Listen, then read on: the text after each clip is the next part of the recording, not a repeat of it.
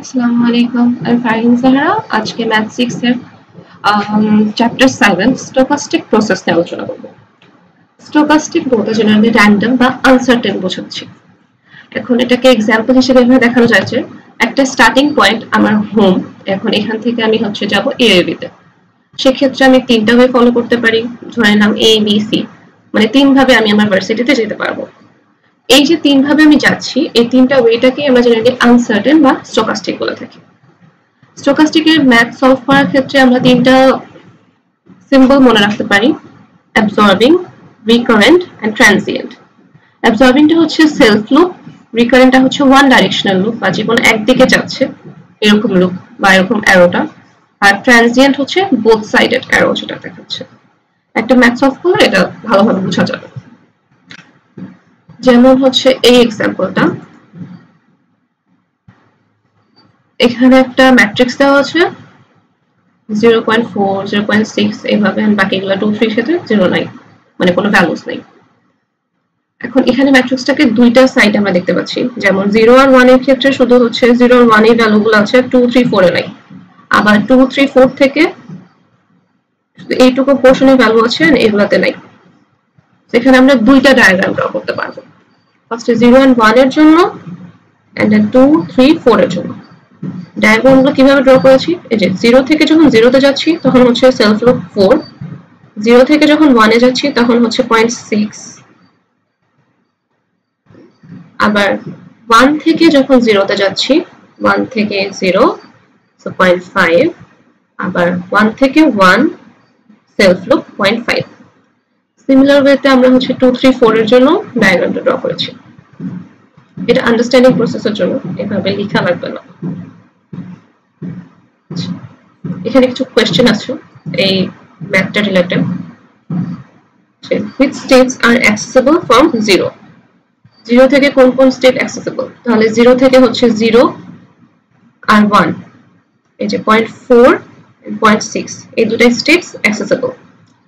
তারপরে which states are accessible from 3? তাহলে 3 থেকে অ্যাক্সেসিবল হচ্ছে 2, 3 নিজে and 4 states, 2, 3 and 4 accessible from 3. Is state 0 accessible from 4? না, কারণ হচ্ছে 0 and 4 এর মাঝখানে কোনো কানেকশন নেই। Which states communicate with each other? তাহলে 0 আর 1 একটার সাথে কমিউনিকেট করছে অ্যারোস গুলোর মাধ্যমে, and 2, 3 and 4 হচ্ছে একটার সাথে কমিউনিকেট করছে। আমরা ডায়াগ্রামের মাধ্যমে এটা দেখা যাচ্ছে। দেন আমাদের নেক্সট কোশ্চেন, এখানে একটা ডায়াগ্রাম দেওয়া আছে, এখানে হচ্ছে আমাদের এই যে ট্রানজিয়েন্ট, রিকারেন্ট বা অ্যাবজর্বিং এর যে এক্সাম্পল ওইটা আমরা দেখছি। ট্রানজিয়েন্ট স্টেট 1 আর 2, এই যে এটা ডাবল ওয়ে, এখান থেকে 1 থেকে 2 তে যাওয়া যাচ্ছে, আবার 2 থেকে 1 এ আসা যাচ্ছে, যার জন্য এটা ট্রানজিয়েন্ট। রিকারেন্ট 0 আর 3, one way direction, and absorbing 0 আর 3, কারণ কি 0 and 3 তে সেলফ লুপ আছে।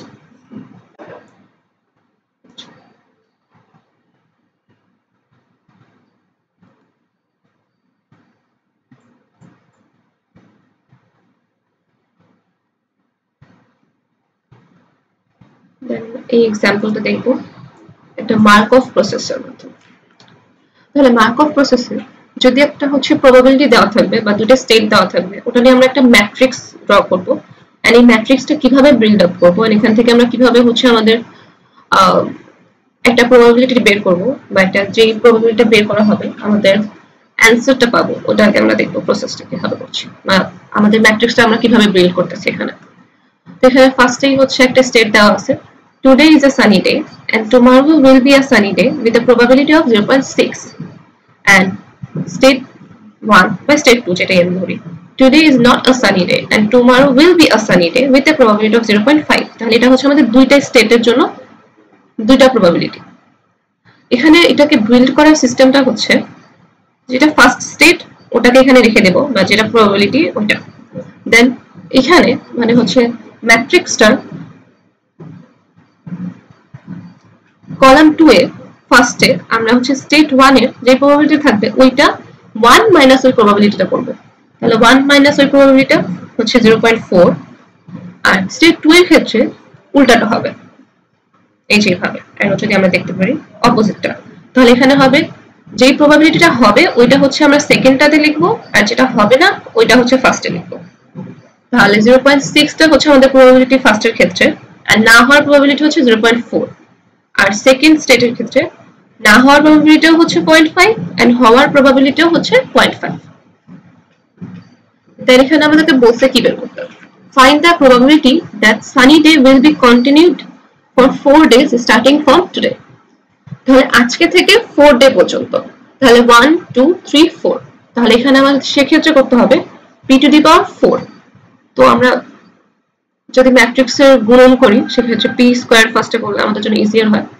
তো p স্কয়ার করলে এই দুইটাকে পাশাপাশি ক্যালকুলেটরেও ক্যালকুলেশন করে ফেলতে পারি, আর যদি নরমালি করতে চাই সেক্ষেত্রে 0.6 and 0.4 মানে হচ্ছে এই কলামটা ইনটু এই কলাম ইনটু হচ্ছে ফার্স্ট রো ইনটু হচ্ছে সেকেন্ড রো, এন্ড এটা দুইটাকে লিখবো আবার হচ্ছে second column into first row into second rho. এটা প্লাস করে ফেললে আমাদের এই ভ্যালুটা চলে আসবে। দেন p টু দি পাওয়ার 4 বের করব, p square into p square মানে p স্কয়ার যে ভ্যালুটা পাবো ওটা দুইবার ডট পূরণ করলে পারি আমাদের চলে আসবে আমাদের যে ম্যাট্রিক্সটা দরকার ওইটা। দেন এটা এই ম্যাট্রিক্সের ফার্স্টে যে অ্যানসারটা পাবো মানে ফার্স্ট কলামের ফার্স্ট রোতে 1 1 এ যেটা 0.556 ওইটাই হচ্ছে আমাদের প্রবাবিলিটি বা রিকোয়ার্ড অ্যানসার। সিমিলার প্রসেসে আরো একটা ম্যাট্রিক্স আছে, এটা আমি দেখাই দিচ্ছি।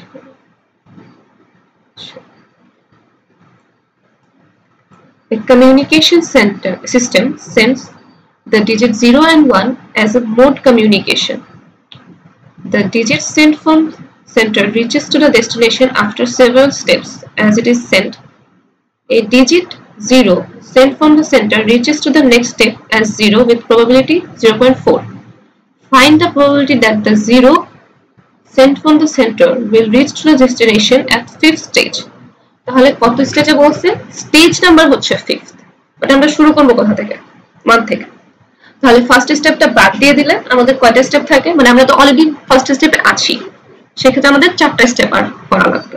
তাহলে p টু দি পাওয়ার 4, আর আমাদের ম্যাট্রিক্সটা সাধারণত আমরা ফার্স্টে দেখিয়েছি, যেহেতু এখানে হচ্ছে প্রবাবিলিটি 0.4 দেওয়া আছে তাহলে 0.4টা এখানে হবে, এন্ড না হওয়ারটা পাশে মানে 0.6। সেকেন্ডের ক্ষেত্রেও সিমিলার 0.6টা দেন 0.4, এটাকে আমরা ক্রস ওভার করে লিখে দিতে পারি।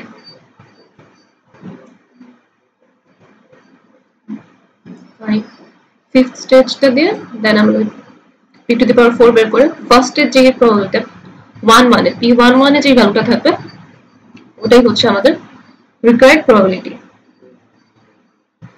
আমরা পয়জনের কিছু ম্যাথ দেখব।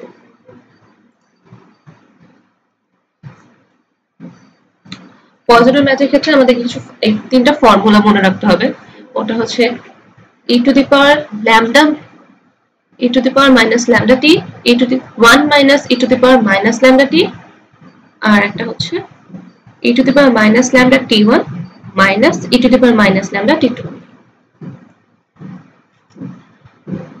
এখন এখানে আমাদের ল্যামডা দেওয়া আছে, lambda equals to 5 per hour, তাহলে আমাদের ল্যামডা ভ্যালু হচ্ছে 5 হবে প্রত্যেকবারই।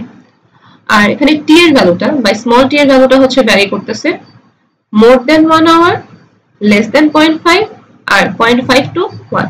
তাহলে এখন কোন ফর্মুলাটা আমরা ইউজ করব এটা কিন্তু আমরা কোশ্চেন দেখেই বুঝতে পারবো।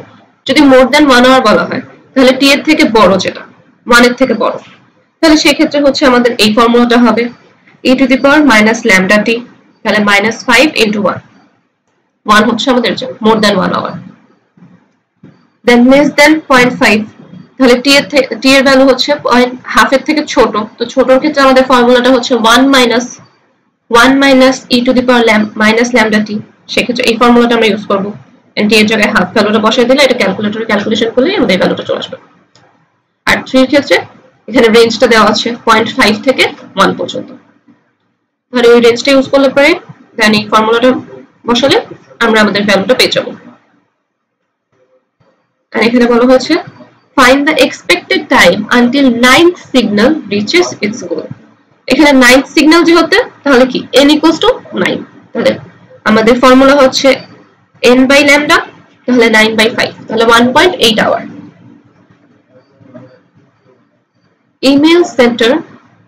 emails entered to a cyber cafe after several stages.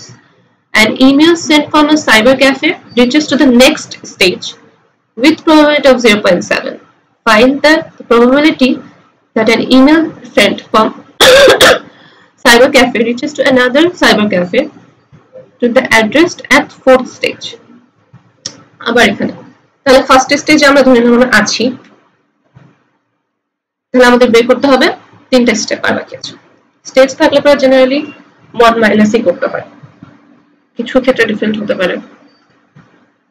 the transition probability matrix হচ্ছে আমরা সিমিলার ওয়েতে বিল্ড করব, তাহলে আমাদের probability হচ্ছে 0.7, তাহলে না হওয়ার probability হচ্ছে 0.3, আবার probability হচ্ছে না হওয়ার probability হচ্ছে 0.3, তাহলে হওয়ার probability হচ্ছে 0.7। তো আমাদের ম্যাট্রিক্স হচ্ছে এটা। দেন এটা আমরা p টু দ্য পাওয়ার 3 করব, কারণ আমাদের চারটা স্টেজ বের করতে বলছে, সো আমরা তিনটা স্টেপে কাজটা করব। p স্কয়ারটা ফার্স্টে বের করলাম, দেন p স্কয়ারের সাথে যে ভ্যালুটা আসলো ওটার সাথে p এর ভ্যালুটা ইনটু করলাম, তো ম্যাট্রিক্স গুণন করেই আমরা হচ্ছে আমাদের এই রিকোয়ার্ড অ্যানসারটা পেয়ে যাব। দেন ফার্স্টে যে প্রবাবিলিটিটা থাকবে ওইটা হচ্ছে আমাদের রিকোয়ার্ড অ্যানসার। Thank you. আজকের ডিসকাশন এই পর্যন্তই ছিল।